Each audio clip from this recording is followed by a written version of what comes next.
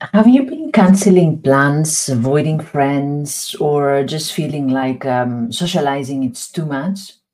Well, you might wonder if you're becoming antisocial or whether you're turning into a severe introvert person, but the truth is that this could be burnout.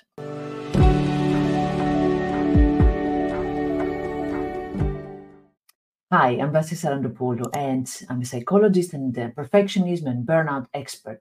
And today we're going to talk about how burnout can make you isolate yourself and what you can do so that you can get out of the cycle. Don't forget to subscribe for more tips on anxiety, burnout, recovery, perfectionism, mental health, and living a balanced and joyful life. So let's talk about what's happening lately. If you're finding it harder to meet with friends, or you dread family gatherings, or you're avoiding your colleagues in the cafeteria or at the lunch break, I've had many clients who came to me and said that I just don't have the energy for people anymore. And maybe I'm becoming antisocial, maybe I'm the problem. But as I said, let's see what happens. And this is not necessarily being antisocial, but more about having experiencing symptoms of burnout. So, in case you don't know about burnout, what is burnout? We hear that word a lot. Also, feel free to watch my video with all the symptoms of burnout and how to recognize it. But it's more than just feeling tired. It's emotional, mental, physical exhaustion caused by prolonged accumulated stress. And when burnout hits, it just doesn't affect your work. It starts creeping into your personal life as well. Suddenly, all the things that you used to enjoy, you don't, like hanging out with your friends or spending time with your family. They start feeling like chores, heavy chores. And you might be thinking, I don't want to feel this way, but it's easier to cancel plans and stay at home. I need rest. I get it. I've seen it so many times. You're not antisocial, though. You're not antisocial by nature. Your brain, and I love talking about the brain and neuroscience, or your brain is just trying to tell you to survive. And let me tell you how this happens. So, here are three reasons why your brain pulls you away from people when you're burnt out. First reason, stress hormones and energy conservation. When you're burned out, your brain goes into survival mode. It starts thinking, what can I do to conserve energy? Socializing, which should be something fun, gets labeled as an extra task, like a luxury, something your brain doesn't have the energy for right now. And one of the reasons why this happens is stress hormones like cortisol or adrenaline that flood your system when you are in burnout. And these hormones tell your brain to focus on survival and doing the absolute necessary things and cut out anything that feels like a luxury. But socializing might feel like something you cannot afford energy wise. And that's why that goes off your list. The second reason is what we call decision making fatigue. Your burnout drains your decision making power. Even simple things like what are you going to have for dinner? Or where do you want to go and meet with your friend?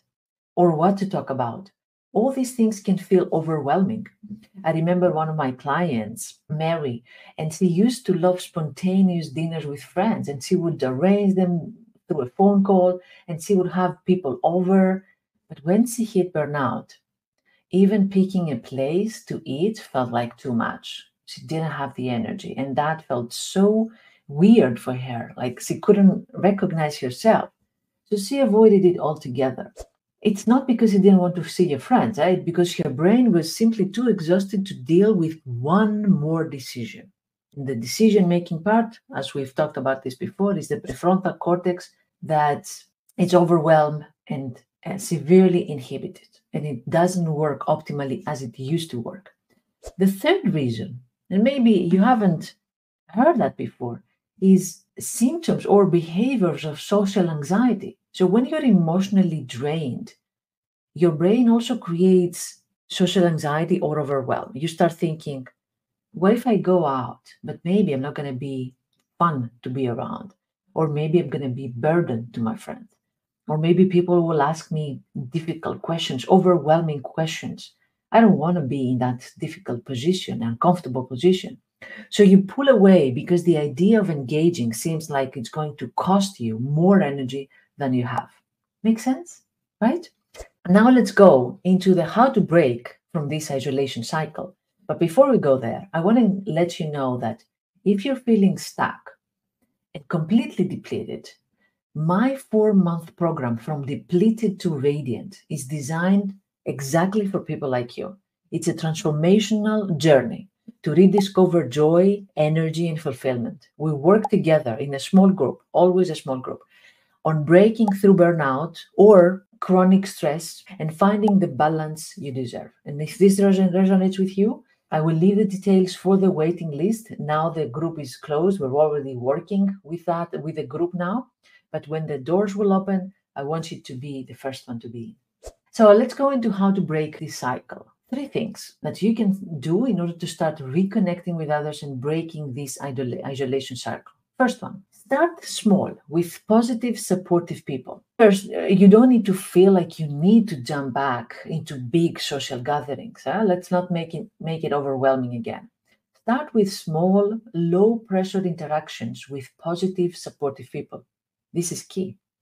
You want to connect with people who lift you up, not drain you. You have to be selective here. If there's someone in your life who makes you feel comfortable and safe and chill and casual, reach out to them. I remember John, a client who was feeling completely isolated because of his burnout. And he thought that hanging out with friends would just drain him more. But he started meeting with a friend for coffee. But this was a friend who didn't pressure him to be on and to be fun and to be positive. Like some of his friends would actually say to him, come on, cheer up, come on, don't be such a drag. But he wanted that person who would accept him for what he was at that moment of his life. And he realized that that kind of interaction, the right kind of social interaction, actually helped him recharge. My second tip, schedule intentional connection breaks. Burnout makes us lose track of time. Days can slip by without us realizing that we haven't connected with anyone. But our brain wants connection. We are socially wired beings. We cannot afford not connecting. So try scheduling connection breaks, short, intentional moments to connect with somebody. Maybe sending a WhatsApp message and having like a casual interaction. Maybe it's a 15-minute phone call with a friend, or just a quick coffee break with a colleague or a family member. The key here is intention. You don't need to do anything elaborate. Just let these small moments of connection remind your brain that not all socializing is draining. It can actually be energizing, right? Tip number 3, focus on recharging first. That's setting the right priorities in your life. Burnout leaves you feeling like you don't have anything left to give. It makes sense. Of course, your energy tank is empty. So before you jump into socializing, focus on recharging yourself first. That would be by taking power naps. That would be through meditating. That would be through walking through nature. That would be through engaging in hobbies or activities that nourish you. Whatever recharges your batteries first. Once you feel a little bit more restored, and 5%, 10%, doesn't matter. Reaching out to others will not feel like a burden. It will just feel like a natural next step. There you have it, 3 steps. Burnout can trick you into isolating yourself, but by starting small with positive interactions, scheduling intentional connection breaks, and focusing on recharging first, you can start breaking out of this cycle, right? Remember, burnout doesn't mean that you are antisocial. Please don't shame yourself feeling like that. Don't believe that you're broken. Don't believe that you're stuck there and you will never get out of this. It's just the burnout talking, right? And of course, don't forget that there's help out there. I can support you in finding more joy and more energy in your life, and learning also how to set boundaries in your social interactions. If this video resonated with you, let me know in the comments how burnout has affected your life, your social life, and don't forget to subscribe. There are more tips coming for you for overwhelm recovery, how to deal with stress, perfectionism, anxiety, mental health, finding joy. That's your channel. Thank you for watching, and until next time, take good care of yourself.